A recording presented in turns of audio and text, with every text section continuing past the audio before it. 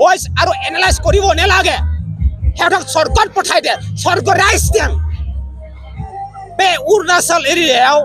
बे रुबुलजों फेर फेरनानै रावबोनिबो खिबु दं गैयाब्रा थेंक इउ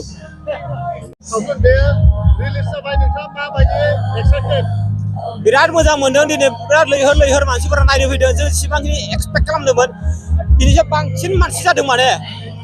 जायगा होख'हायै मानसि जादों माने जों जिबायदि सानदोंमोन जिखिनि मानसि जागोन सानदोंमोन बिनिख्रुइ बांसिन मानसि जादों आं एक्चुअली कमेडियान रल लादों बार कमेडि आरो कमेडि होनोबा जोङो माने गामिनि सासे आङो जाव सेंग्रा आरो आं माने जोङो मा खालामो हौवाजों हौवा गोसोथोलायो माने हिजिराखौ आं गोसोथोयो आरो बेबो आंखौ गोसोथोयो जाय बुस्थुआ जोंनि समाजाव जानो हाथो बे बुस्थुखौ जों देखायदों आरो मानो होनबा बे बुस्थुआ जोंनि समाजाव एक्सेप्टेबल नंखाया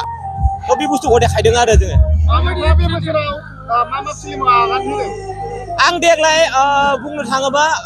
एकदम बावैसो बिराद माने धौ जाहुजों लकेल कंफु थ्रियाव आसामिस मुभि बेयाव खामानि मावदों बिराद मोजां सोलिगासिनो दं बर्थमान ओरैथ' खम बाजेट नङा दा केनि बुंनाय बायदिब्ला कस्टिमावनो 50 एलसो थांदों बाखि पस्ट प्रडाक्सन खामानि आरो माखासे डिस्ट्रिबिउटरनि आरो माखासे पाब्लिसिटि गोबां थांदों रायजोफोरा अनसायदों आसामनि मानसिफोरा गोबाङानो मोजां मोनदों गोदो लकेल कम्पु 1 2 बिदिनो 3 खौबो गोदो जिबायदि अनसायनाय मोन्दोंमोन देग्लायबो 3 खौ बहुत अनसायदों आरो गोबां मानसि नायगासिनो दङ दासिमबो रायजोफोरा आंनि जायफोर लोगो बिसोरबो सम दिहुननानै आं नायथो बेखौ आं आसा खालामदों आरो मा रावजों दिहुनदोंमोन लकेल बे हारसायावनो दङ आसामिसाव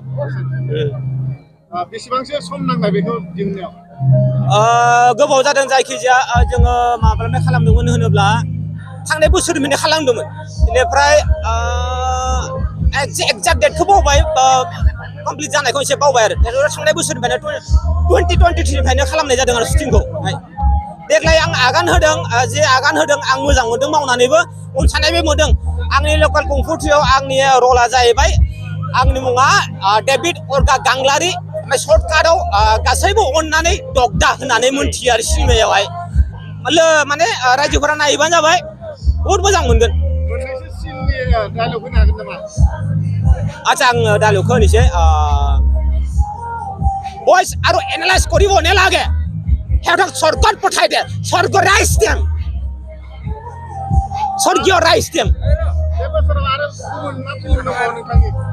थैसामथु दङ बेबोथ' बिराद मोजां जादों सिनेमाया रायजोफोरा नायब्लानो जाबाय थैसामथ' अलरेडि बहुतखिनि खामायबायानो अलरेडि आं मिथिनायाव एक्सन बेस सिनेमा मोजां जादों जा रबिन नार्जारिनि सिनेमा डायलगाव बे अरुणाचल एरियायाव बे रुबुलजों फेर फेरनानै रावबोनिबो खिबु दं गैयाब्रा थेंक इउ